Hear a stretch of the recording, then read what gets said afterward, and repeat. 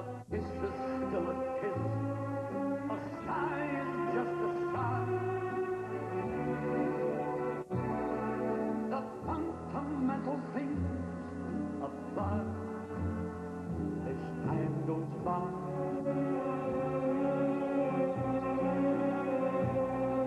And when two lovers woo, they still say I love you. On that you can rely.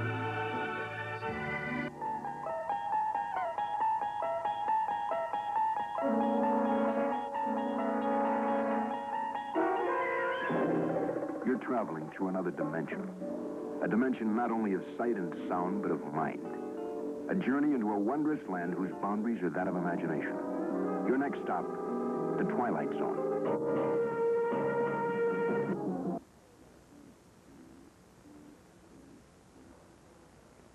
Submitted for your approval. One Squiggly the Squirrel, one Cindy Childress, leading parallel lives in this world, headed on a crash course, a place of no dimension and time, at the bankruptcy open, in a place called the Twilight Zone.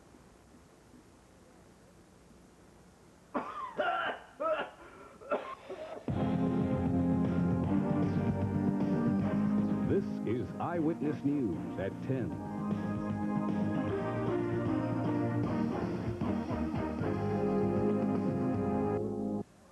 Good evening. I'm Carol Lott.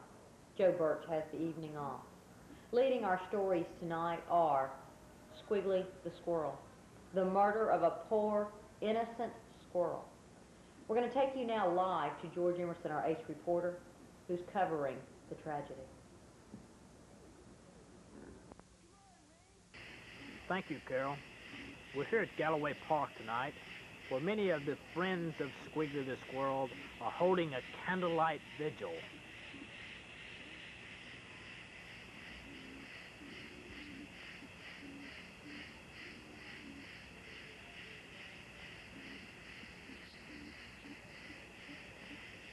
The story I'm about to bring you is a story about a young squirrel, a young innocent squirrel cut down in the prime of life.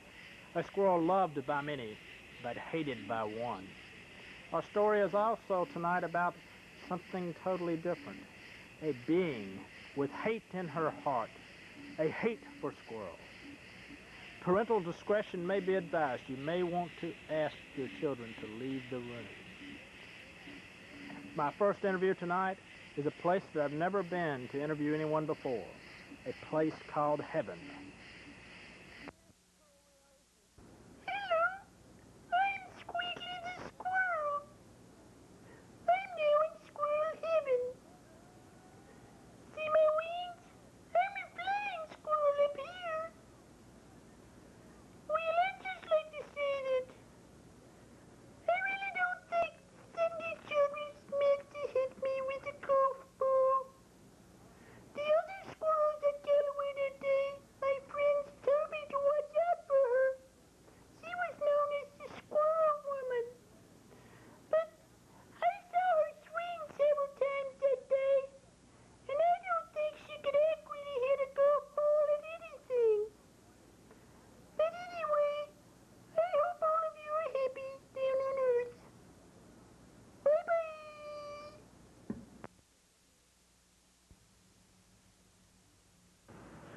Squiggly the Squirrel's mother, Mama the Squirrel. Mrs. the Squirrel, do you miss your son? I miss my little boy very much. He was a good boy. Do you bear any ill will?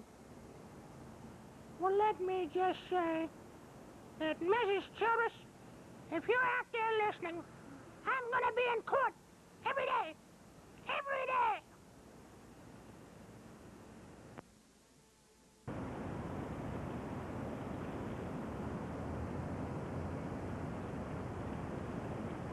Squiggly's brothers and sisters play peacefully at the park.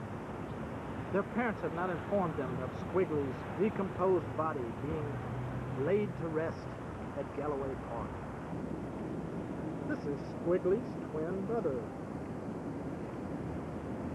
Rocky the raccoon, close personal friend of Squiggly the squirrel. Rocky, do you miss your little friend? I most certainly do. He was the nicest squirrel in the whole forest. He didn't have a prejudice bone in his body. Well, do you bear any resentment for the alleged squirrel murderers? Let me just tell you something, Miss Childress. You may think you're safe out there when you're playing golf, but I got a lot of raccoon buddies out there in the woods, and you just better be looking over your shoulder. Do you understand that, lady?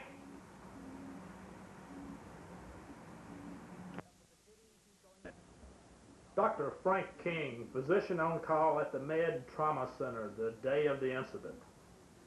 I remember when Squiggly came in, accompanied in the ambulance by his wife and followed closely behind by their personal attorney, a Mr. Ted Jones.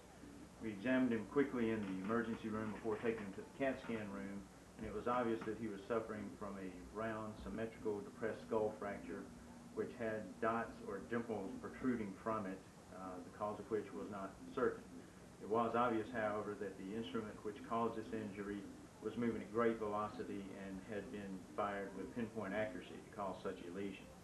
He was taken straight to the CAT scan room, and as the images began to emerge on the screen, we noticed that there appeared to be a word written in script which was superimposed over the images, and it appeared to say title or titleist or something of the sort.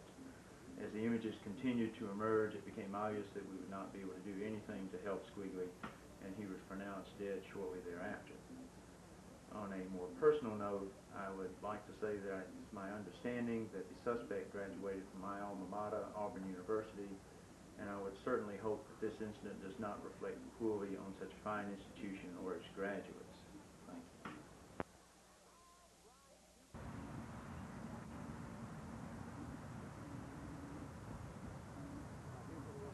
Cliff Frisbee, head golf pro at Galloway Golf Course. We have a news flash here. We've had a report of an atrocity committed on June 23rd at Galloway Golf Course at approximately 3 o'clock.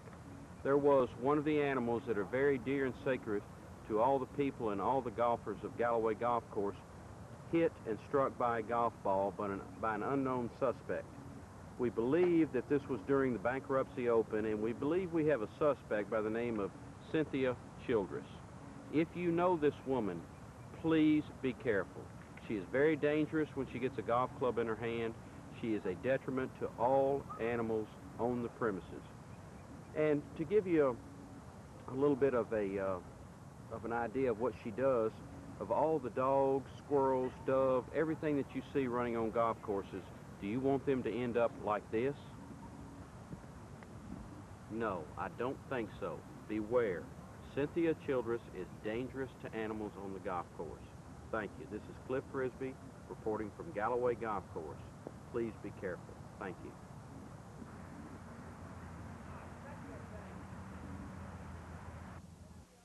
Roger Stevenson, noted psychiatrist in the field of serial squirrel killers. Doctor, would you say there's any certain characteristic? This is Cliff Frisbee reporting from Galloway Golf Course. Please be careful. Thank you.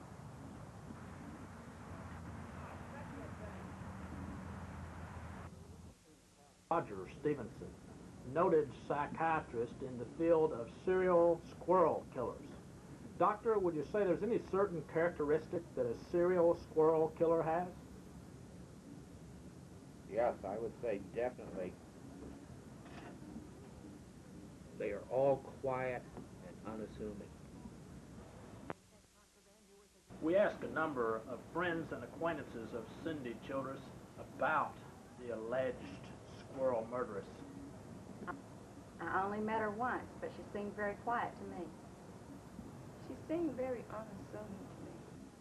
I saw her once and tried to speak with her, but she wouldn't talk to me. Stephen. Frank's the real talker in the family.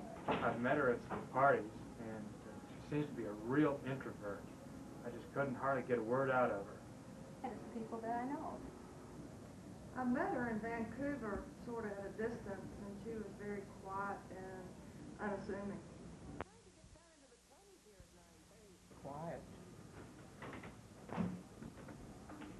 She's very unassuming.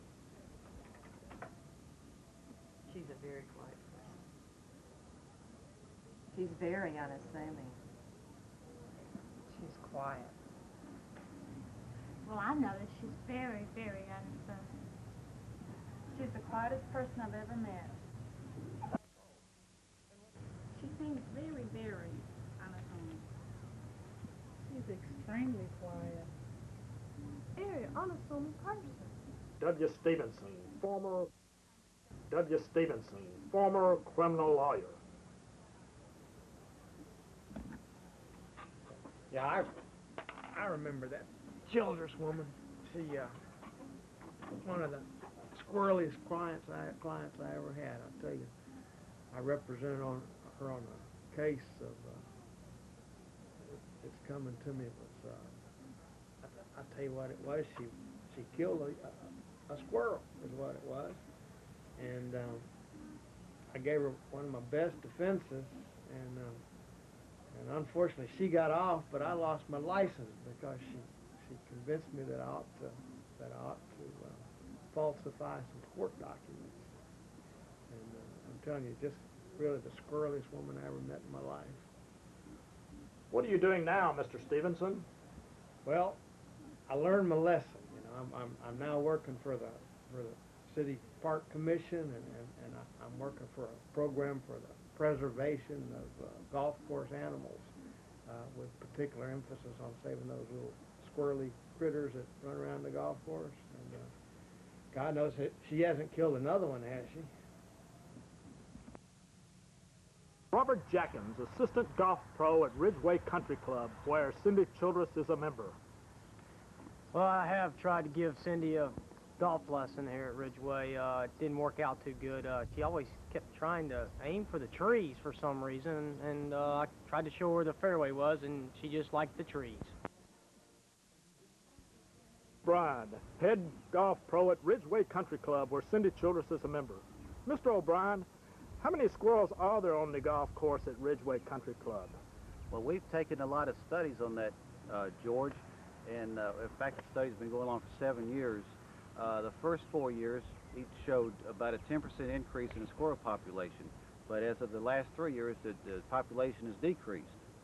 Wasn't Cindy Childress joined as a member about 3 years ago? You know, it's funny, it's quite coincidental that the year that Childress has joined and the year that Cindy took up the game, the population of the squirrels started to decrease dramatically. Is there any particular technique, Mr. O'Brien, to killing a squirrel with a golf ball? Well, the USGA has proven that a golf ball's got to be hit at the rate of 255 feet per second, right square in the forehead of a squirrel to kill it.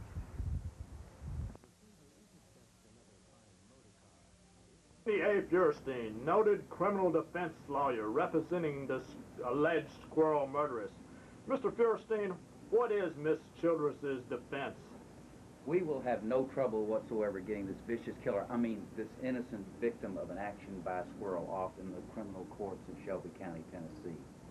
If you will note from the diagrams that we will present at court, this squirrel passed through the imaginary line transecting the tee box, ran out onto the course, albeit on the next fairway to the right, but in the way of the perfect drive that was hit by the innocent defendant, Miss Childress. She hit one of her best drives of the day. Certainly, if we could not have used that drive on that hole, it could have been used on the next hole as it was in that fairway.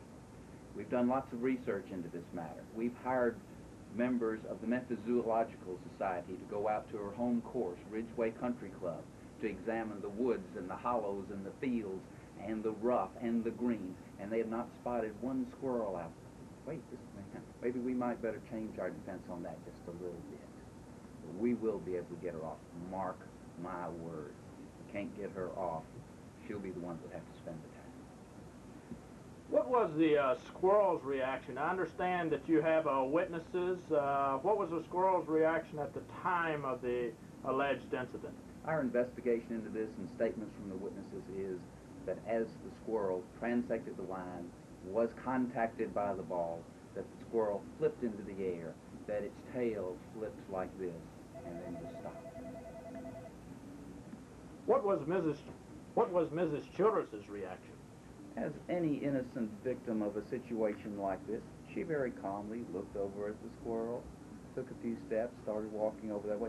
Then all of a sudden, she just went berserk. She started running at the squirrel, and she took her club and was beating and banging down on it and kicking at the poor animal and hitting it more with her club. But then, don't worry, though. We'll be able to handle this situation. We've got this matter covered. She'll be able to get off. You'll be able to get her off, Mr. Fierstein? Oh, yes, no doubt about that. If we can't get her off on the evidence as presented by the court, we'll be able to get her off on technicalities. You'll note that Cliff Frisbee did not read her Miranda rights on the first tee, and our investigations have also proved that she did not pay her entry fee into the tournament. She was not an authorized participant, should not have been out there, and therefore would not have killed the squirrel. She's going to get off on this, don't you worry. Ed Jones, attorney for Mr. Squiggly's family in the wrongful death lawsuit. We've been extremely concerned about the way the case has been going all along, both in the prosecution of the case and in the civil case. My firm has represented rodents for decades. We're committed to rodent torts as they come up. This is a very serious case.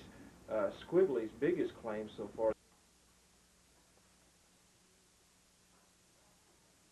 concerned about the way the case has been going all along, both in the prosecution of the case and in the civil case. My firm has represented rodents for decades. We're committed to rodent torts as they come up. This is a very serious case. Squiggly's biggest claim so far that we've been able to evaluate is the loss of consortium claim.